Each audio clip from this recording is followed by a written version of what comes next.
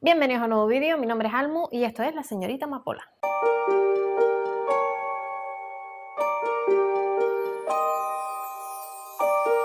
En el vídeo de hoy vamos a hablar de un tema que a mí me fascina y son los asesinos en serie. Porque el concepto de asesino en serie en sí me parece súper interesante porque ya no es tan importante quién, sino el por qué.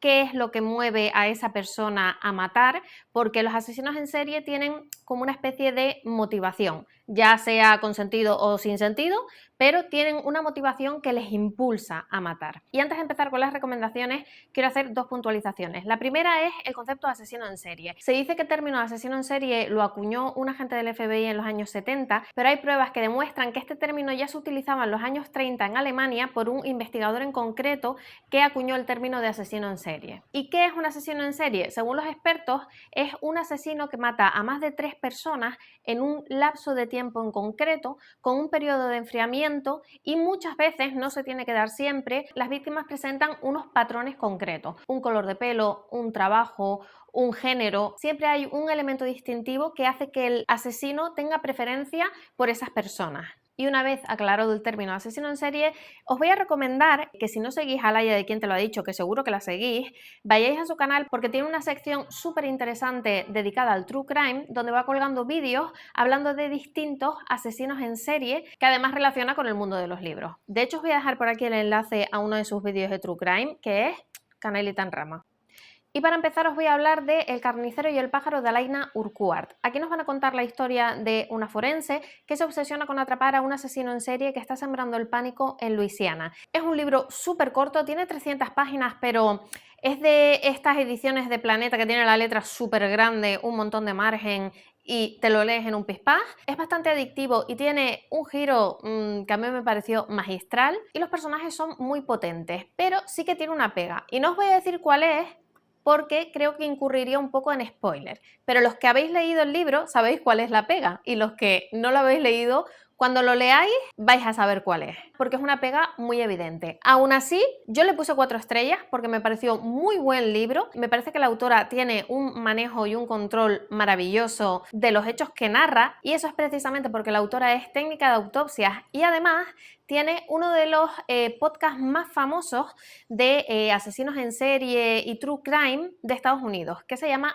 Morbid. Así que se nota mucho esa capacidad de narrar y de experiencia que tiene la autora a la hora de hablar y de crear esa imagen del asesino en serie. Así que yo, a pesar de esa ligera pega que todo el mundo le pone al libro, incluida yo, os lo recomiendo muchísimo. Y ahora os voy a hablar del caso Hartung, que es un libro que a mí me encantó y que nombro muy poco. En este caso nos encontramos con un asesino en serie que está sembrando el pánico en Dinamarca, donde han aparecido varios cadáveres de mujeres acompañados de un muñequito hecho de castañas. Y lo curioso del caso es que en ese muñeco la policía ha encontrado una huella que relaciona esos asesinatos con un caso ya resuelto, que era la desaparición de la hija de la ministra de Asuntos Sociales, Rosa Hartung, cuyo asesino confeso está en la cárcel. Así que la policía tiene que devanarse los sesos para ver cómo es posible que la huella de una niña muerta se encuentre en los muñequitos de castañas que va dejando por ahí este asesino en serie. Yo no soy muy fan de la novela nórdica porque a la mayoría de libros que he leído de este subgénero me da la sensación de que siempre les ha faltado algo, aunque no me llegan a disgustar. Los disfruto, pero siempre se me quedan como a medio gas. Sin embargo, el caso Hartung a mí me pareció un libro súper redondo. Me gustó muchísimo el caso, me encantó el equipo policial y, sobre todas las cosas, me gustó muchísimo la resolución. Y si el libro os deja con ganas de más, tenéis la serie del caso Hartung en Netflix, si no me equivoco. Yo todavía no la he visto. A ver si es posible que ahora que estoy de vacaciones me ponga un poco al día con las series, porque de verdad el atraso que llevo yo con todas las series de libros que me he leído y que quiero ver no tiene nombre. Susurra en tu nombre, de Alex North. Yo este libro lo disfruté una barbaridad, porque me parece que tiene partes súper creepy y que da para muchísimas teorías. Aquí nos cuenta la historia de Tom y su hijo Jake, que se mudan al pueblito de Featherbank para empezar desde cero e intentar llevar una vida lo más tranquila posible. Pero pasan por alto la terrible fama que tiene el pueblo, porque hace 15 años un psicópata apodado el Hombre de los Susurros asesinó a varios niños del pueblo. En el presente sigue cumpliendo condena en la cárcel, pero de repente los asesinatos se reanudan, exactamente con las mismas pautas que utilizaba el Hombre de los Susurros. susurros y la policía teme haber encerrado al hombre incorrecto o que le haya salido un imitador. Pueblito pequeño, asesino en serie, momentos muy creepy que te ponen los pelos de punta, y yo creo que a pesar de que el tema presencia de niños en determinadas historias a mí me resulta delicada, es verdad que depende de cómo lo utilices, el elemento de los niños siempre le da como un puntito mucho más siniestro y mucho más angustioso a los libros. El siguiente es La chica número 11. De este libro ya os hablé en el vídeo de Misterios en Antena, os voy a dejar por aquí el enlace por si queréis verlo, y es una historia que yo personalmente os recomiendo escuchar en audiolibro, porque nos van intercalando partes de narración normal de la historia con otras partes del podcast que lleva la protagonista, que se llama Justicia en el Aire y que dedica cada una de sus temporadas a un asesino en serie. Y todo se le va de madre cuando en su nueva temporada decide hablar de un asesino que hace 20 años sembró el pánico en la ciudad y al que se le llamaba el asesino de los números. Un asesino en serie que tenía un modus operandi muy concreto, pero que después de secuestrar a 11 chicas desapareció sin dejar rastro. Cuando en el presente desaparece una chica y Elena ve que hay coincidencias con la forma en que desaparecían las chicas de este asesino, cree que puede tratarse de la misma persona y empieza a investigar. Repito, mi recomendación aquí es escuchar en audiolibro. Sobre todo escuchaba los capítulos dedicados al podcast que llevaba Elena, porque da la sensación de que tú misma estás escuchando un podcast de True Crime y es una experiencia súper chula. No es el libro de mi vida, pero si lo combináis con el audiolibro os aseguro que la experiencia va a mejorar bastante. Esperando el diluvio de Dolores Redondo. Tengo que decir que es un libro que cuanto más tiempo pasa, más cariño le cojo. Es una historia que me encantó, pero que tenía cosas que me molestaban un pelín. Y aún así, con el paso del tiempo, son cosas que he aprendido a apreciar y hoy en día es uno de mis libros favoritos de la autora. Aquí vamos a seguir a un investigador de la policía escocesa, Noah Scott Sherrington, siguiendo la pista de un asesino en serie que ha escapado del país. Para mí el punto fuerte de esta historia son los personajes, pero luego hay una curiosidad que a mí me pareció maravillosa y que yo no conocía, y es que está basado en hechos reales, tanto el asesino en serie como lo del diluvio. Ambas cosas ocurrieron de verdad. En los años 80 hubo un tremendísimo diluvio en Bilbao y John Biblia, que es el antagonista de esta historia, fue un asesino en serie real que sembró el pánico en Escocia a finales de los años 60. Así que a pesar de que es ficción totalmente lo que narra Dolores Redondo en este libro, podemos decir que esta historia tiene unos ligeros tintes de true crime, ya que narra varios hechos que ocurrieron en realidad. Y ahora os voy a hablar de un autor que seguramente todo el mundo conoce, pero por otra serie de libros que no es la que yo os voy a nombrar. Yo os voy a hablar de El faro del silencio, que es el primer libro de la serie Leire Altuna. Pero su autor, Ivonne Martín, es súper famoso por la serie Anne Cesteros, que consta ya de 3 libros que son La danza de los tulipanes, La hora de las gaviotas y El ladrón de rostros, si no me equivoco. Son libros que me apetece un montón leer, pero primero quiero acabar la serie Leire Altuna, que consta de 4 libros, de los cuales yo solo me he leído 2. Pero centrándonos en el primero, vais a entender por qué quería empezar yo por esta saga. Porque yo soy una fanática de los faros y en este caso, como veis en la portada, el faro es una parte determinante de esta historia, porque la historia empieza con el cadáver de una mujer que aparece a los pies del faro y a la que por lo visto le han sacado como la grasa del abdomen. Una liposucción que no ha salido del todo bien. Y la persona que encuentra el cadáver es una escritora de novela romántica que vive en el faro y que se convierte en la principal sospechosa del crimen, que es nuestra amiga Leire Altuna, y que empieza a investigar para limpiar su nombre cuando Pasaya, que es la ciudad costera donde vive, empieza a sembrarse de cadáveres todos con la misma pauta. Y la policía empieza a sospechar que los crímenes intentan imitar a un antiguo asesino en serie. Como curiosidad os diré que ese asesino en serie del que hablan que creen que está imitando es un asesino en serie real que existió en España y que se llamaba el Sacamantecas. Porque en Estados Unidos los asesinos en serie, las tormentas y los tornados tienen nombres súper chulos, pero aquí en España le ponemos a un asesino en serie el Sacamantecas. Y no podía faltar en este vídeo la que de momento es mi mejor lectura del año y es El asesino de los caramelos de Violeta de Javier Holgado y Susana López Rubio. Aquí nos vamos a trasladar a finales de la dictadura franquista, donde un forense que se llama Lucio Garza empieza a investigar por su cuenta y riesgo una serie de muertes que le han resultado un tanto sospechosas, pero que a priori parecen suicidios o accidentes. Pero en todas ellas hay un elemento común que ha encontrado él durante la autopsia, que es que todas las víctimas habían consumido caramelos de violeta.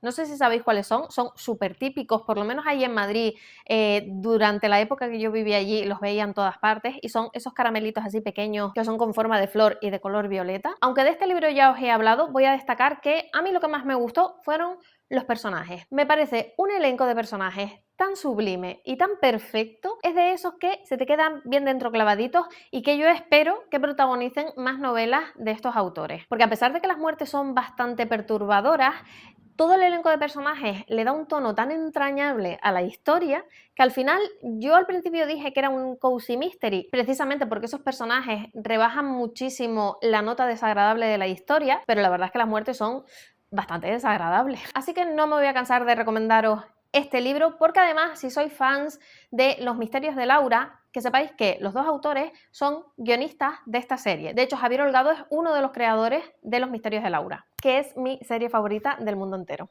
Y otro libro del que creo que no he hablado todavía en ninguno de mis vídeos es Tablero Mortal de Javier Marín. En este caso es el primer libro de una trilogía de la serie Marco Duarte, pero os voy a recomendar este porque a mí el modus operandi del asesino me gustó muchísimo. ¿Por qué? Porque yo soy una friki de los juegos de mesa y en eso se basan los asesinatos de este libro, ya que aquí el equipo del inspector Marco Duarte se va a tener que enfrentar a un asesino en serie que basa sus asesinatos en el tablero de un juego que se llama Arkham. Es un juego al que yo todavía no he jugado, pero después de leerme este libro le tengo muchísimas ganas. ¿Qué os digo de esta historia? Primero, que la pluma de este autor es súper adictiva. Son libros cortitos, pero el autor juega muy bien con esos cliffhanger a final de capítulo que te obligan a leer otro y otro y otro, y siempre te quedas con él un capítulo más, y cuando te das cuenta te has terminado el libro. Se les coge muchísimo cariño a los personajes, sobre todo a lo largo de toda la trilogía, y aunque se nota mucho la evolución del autor a lo largo de los 3 libros, mi favorito es este por el tema de los juegos de mesa, porque como ya os he dicho, yo soy una mega fan de los juegos de mesa, me encantan y evidentemente esta historia estaba hecha para mí. Fue un autor al que yo descubrí con Killer Books autopublicados, ese club de lectura de gente loca que lee libros autopublicados y que os he recomendado 700 veces, pues aquí estamos. Que por cierto, después del descanso que nos estamos tomando en agosto, vamos a retomar actividad en septiembre y vamos a empezar leyendo un libro de Andrea Nuzan que se llama Neblumun, creo que lo he dicho bien, y que tiene una pintona. Os voy a resumir un poco para ver si os animáis a leer con el club. La trama arranca un poco en 1952, cuando un hombre está caminando por la calle, se choca con un señor que le da unos manuscritos y asegura haberle visto morir hace 60 y pico años. Y hasta ahí voy a leer, porque los libros de Andrea Nuzan hay que descubrirlos sobre la marcha. Así que animaos, empezamos en septiembre. No sé exactamente cuál es la primera fecha de comentarios, pero abajo os voy a dejar el enlace al Instagram del club para que podáis ver cómo van publicando allí las fechas, las metas y toda la información necesaria. Y por último os voy a hablar de 2 libros que no me he leído pero que me quiero leer. El primero de ellos es El último verdugo de Tony Hill, que este libro me lo recomendó muchísimo Judith del Rincón de mis Lecturas y que nos viene a contar la historia de un asesino en serie que en la actualidad está matando a sus víctimas a garrote vil. Para quien no lo sepa, garrote vil o garrote fue un mecanismo, una máquina que se utilizaba para aplicar la pena capital. En España de hecho estuvo vigente hasta la abolición de la pena de muerte, que fue, si no me equivoco, con la Constitución del 78, y su última víctima fue en el 74. O sea, tampoco hace tanto y todavía se aplicaba a la gente semejante tortura, porque la verdad que eso no era precisamente morir muy rápido. Pero vamos, a mí se me ponen los pelos como escarpias de pensar que en los años 70, que se supone que ya éramos una sociedad medianamente civilizada, se seguían utilizando estas cosas. De verdad, pensarlo. Es que no hace tanto tiempo. Pero bueno, yo de Tony Hill no he leído absolutamente nada. Sé que tiene una trilogía muy famosa que creo que es la del verano de los juguetes rotos y otros 2 libros que no sé cómo se llaman, pero yo me fío muchísimo de la recomendación de Judith, que os voy a dejar abajo su cuenta, así que espero poder leérmelo más pronto que tarde para hacer una toma de contacto con el autor y ver si me animo a leer la famosa trilogía. Y por último, No salgas de noche de Stacey Willingham. Aquí nos van a presentar a Chloe, que cuando tenía 12 años encontraron evidencias de que su padre era un asesino en serie que estaban matando chicas en su pueblo. En la actualidad, después de muchísimo esfuerzo, Chloe ha conseguido rehacer su vida y parece que empieza a remontar, está organizando su boda, tiene un buen trabajo, pero de repente empiezan a morir chicas de su alrededor con el mismo modus operandi que utilizaba su padre. Y en este caso lo que más me atrae de la historia es la perspectiva de la familia del asesino en serie, porque al final los asesinos en serie dejan un rastro de víctimas colaterales que van más allá de la persona que han matado. Es la familia de esa persona que han matado, los amigos y también su propia familia y su entorno, que normalmente quedan estigmatizados por las acciones de esa persona. Así que precisamente por esa perspectiva me llama muchísimo esta historia. Voy a confesar que tenía 800 opciones para meter en este vídeo, así que no descarto en un futuro hacer una segunda parte si esta os ha gustado y os interesa, y por supuesto dejarme abajo todas las recomendaciones que queráis, porque el tema de los asesinos en serie, aparte de que creo que son personajes muy jugosos, tienen ese añadido de que además de quién es el asesino, también nos genera la necesidad de conocer la motivación de esa persona para matar. Y poco más, os voy leyendo los comentarios y nos vemos en el próximo vídeo. ¡Chao!